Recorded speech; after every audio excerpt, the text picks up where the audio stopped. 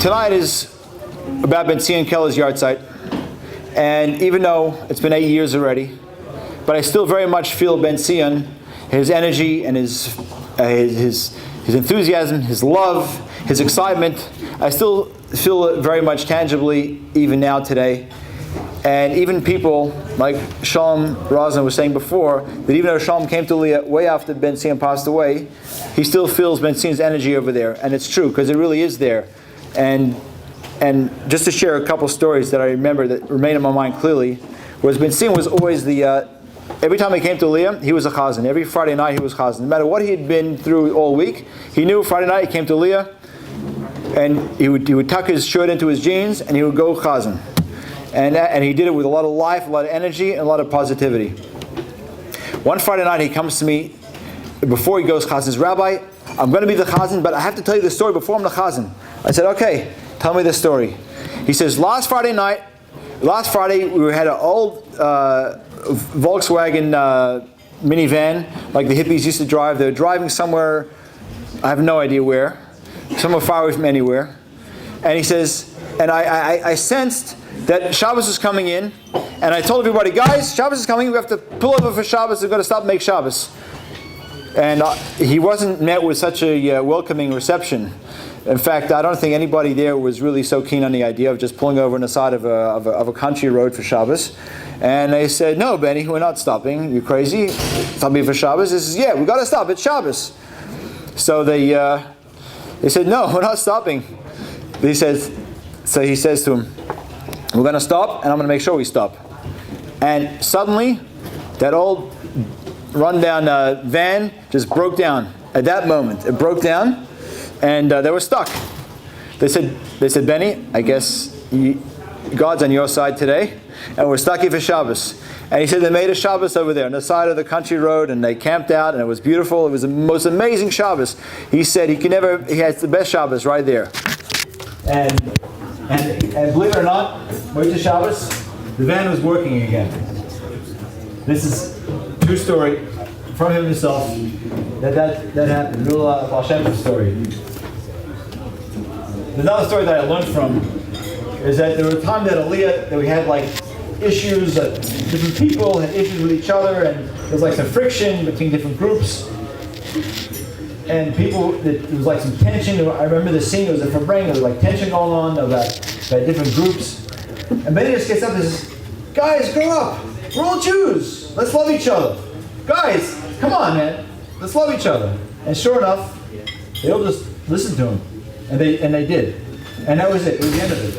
And he just ended a whole fight just like that. So we can all learn from Benzion, and especially now, we're trying to bring the Geula, that obviously Yisrael is by far the way to go.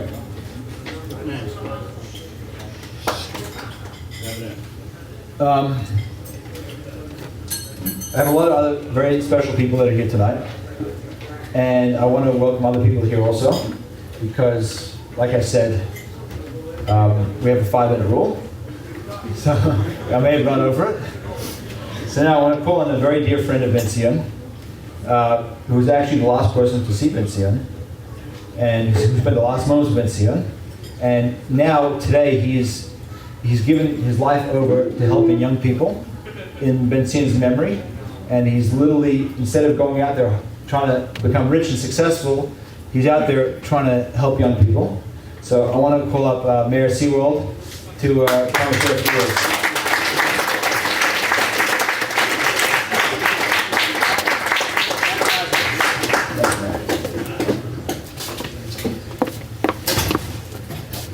I'm actually extremely nervous. I hate public speaking. First thing is, I was by that Shabbos when the car broke down. It didn't just break down when he said we're pulling over to the side of the road, and we said, we're not pulling over. The entire car underneath just built up with smoke out of nowhere, and it was just like we stopped in the middle of a highway, like we pulled over to like the left-hand side, and like we're just blown away, and like we jumped out of the car. We thought that's it. It was like in the 18 minutes, like Benny's trying to convince one girl to light the Shabbos candles. It was crazy. Like I totally forgot about that story, and it's like out of a movie. and it was a beautiful Shabbos. I didn't prepare a speech, but I wrote some notes. I'm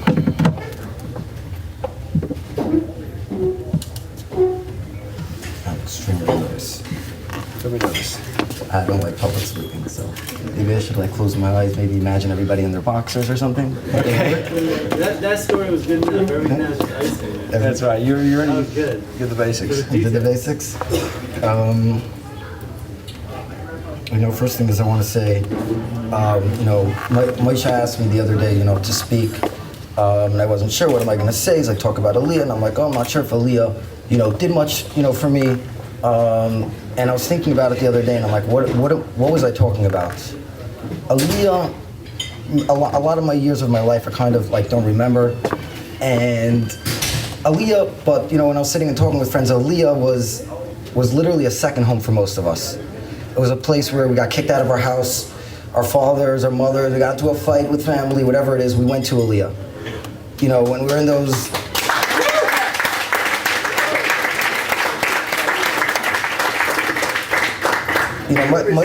Moshe was always there for us, never judged us, never cared what we did. He always got us out of bad situations.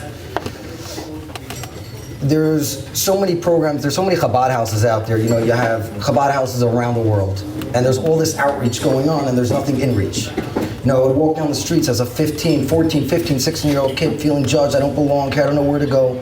And Aliya was always a place, me and my friends, we knew we were welcome, we had a place to go, we had Shabbos to hang out with Farbrengens, and we would go on camping trips that people look like, why am I giving a donation for a bunch of guys that may be drinking, smoking pot to just, go away for the weekend and have a good time. But meanwhile, what they didn't realize was that was a place that we learned. Moshe took us to a place away from everything, a place that we wanted to get away from, and he taught us different things. Many people I know got their GED, and moved up to good places in their lives. Unfortunately, I still have to get my G, so I might have to come back for a little bit. But it was really a place that all of us can call our second home. So I want to tell you thank you, the board, thank you.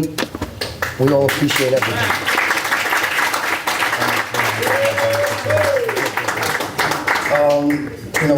Talking about Benny.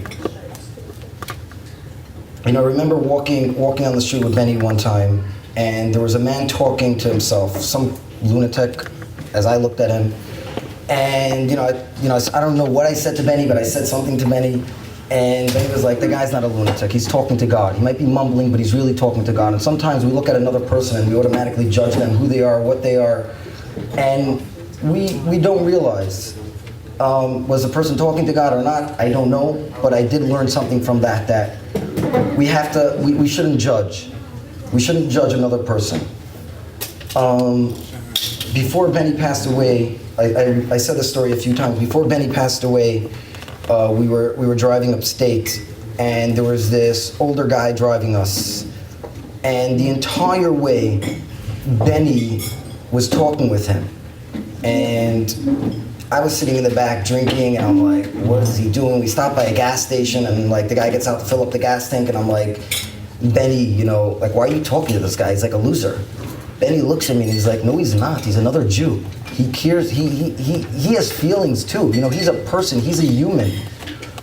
And I didn't get it right then, until years later, until about 3.5 years ago, where Gucci's grandmother called me up and she said, we met for 30 seconds and I had a vision, which some people believe in vision, some people don't, but this is something that I really believed in.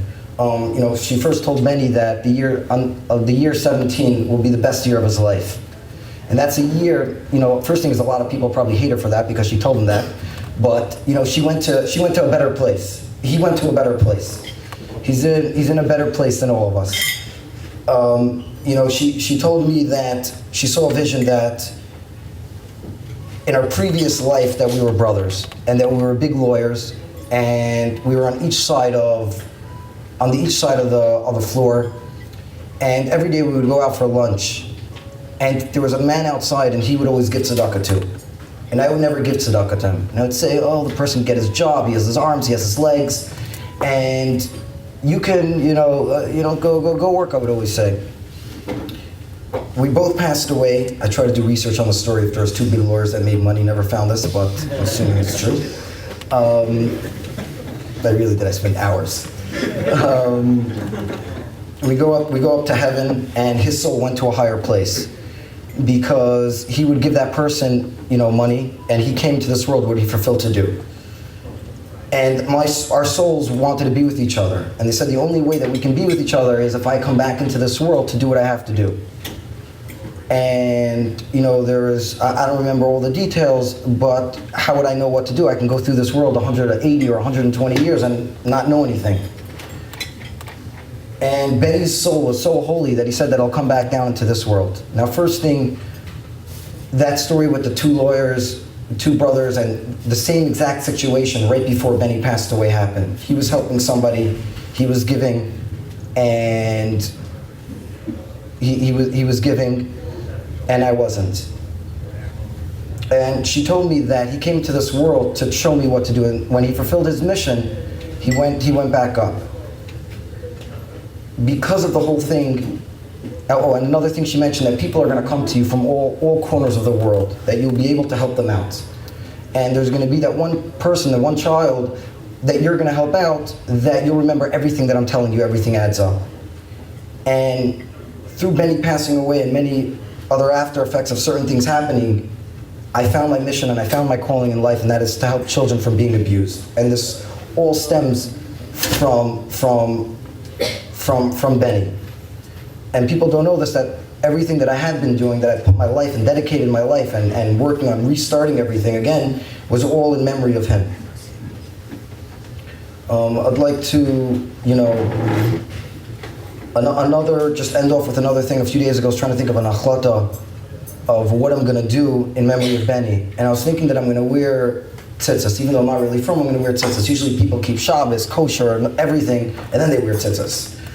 I was like, let me do it for 30 days. And then I'm like, before I can make a commitment, let me first wear it for a few days and then decide if I'm going to do it or not. The last 4 days I've been wearing it, and it's actually been helping me. It says that in the end of Shema that when you wear tzitzis, it guards your eyes, and it's what your heart, and it goes to what your heart desires. And so far, it's been helping me out in various forms in the last 4 days. And in memory of Benny, Ben Sion Barrel and Moshe Feivel, decided I'm going to wear tzitzis for the next 30 days, and that will be in memory of him, and just something that we could all take. First thing is everybody should make an achlata in memory of him, and second, everybody should just remember of things he did and how he never judged another person. And each of us growing up and even living today, we're so quick to judge, and that was something that Benny never did. And sometimes he did. No one was perfect. But we should all learn that every single person has struggles. We all go through problems. And before we judge somebody and go and do something, we should always, and say something about somebody, we should always, maybe put ourselves in their shoes. With that, thank you for listening. Thank you for listening. Thank you everybody for coming. Usually, I'm not public speaking, but Rabbi Farbrengen asked me to speak in public, so I want to show my Yahrtzeit appreciation for my son. My name is Aliya. I first heard about Aliya when we lived in France, and people would go to Israel to move to Israel. The second time was when my son, Yaakov, found a center in which he felt he belonged. He found Rabbi Farbrengen warmth, genuine love, and devotion to him and to everybody.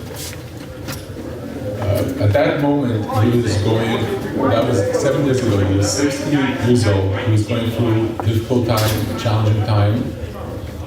The programs in Aliya offered so much to him, like Shabbaton, different trips they would go. They had the learning programs Thursday night, and many more programs. All was done with a lot of warmth and love. Without Aliya, he would not be where he is today. Baruch Hashem, my son.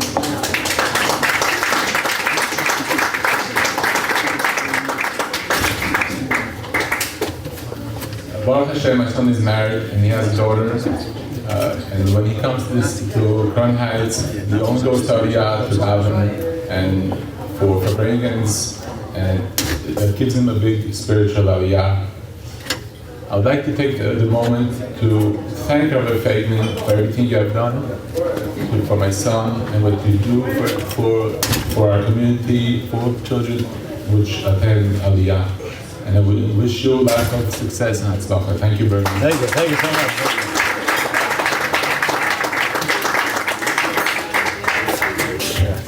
Like I said, Balkovsky it's not his main occupation speaking, but he went beyond himself to show appreciation. So guys, thank you, Rabbi Balkovsky. I think one of the new services at Aliya office is transforming people into public speaking. So who's next? Well, that's how I got all my practice. Friday night shears. That's right. There we go. So now you're a professional videographer from graduate Columbia University. So they teach you how to video and speak publicly at the same time. That'd be a very nice challenge. Okay, guys. One of the dedicated rabbis that dedicated their life to coming to Aliya and to always being there for the guys. That I know personally that when very late at night, sometimes I'll shut my phone off. But the guys know that when my phone's off, usually have another couple hours that you can call Rabbi Shem Tov. And Rabbi Shem Tov's phone is a little bit longer. So Rabbi Shem Tov, we want to call you up to share a few words. And I can tell you that before Rabbi Shem Tov came, I was very limited as to how much my day was extremely limited, and it still is. But there are many more souls out there that need to be reached, and that are looking for the extra love. And Rabbi Shem Tov's there, available to offer to it. And everybody knows his number. If you don't know his number, then get it, because if you can't reach me, you call Rabbi Shem Tov, and there'll be somebody to listen to you.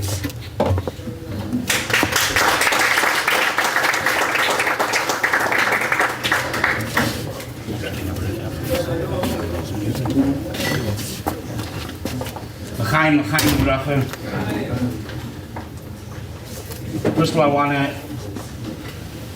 thank all the Aliya members, all our supporters,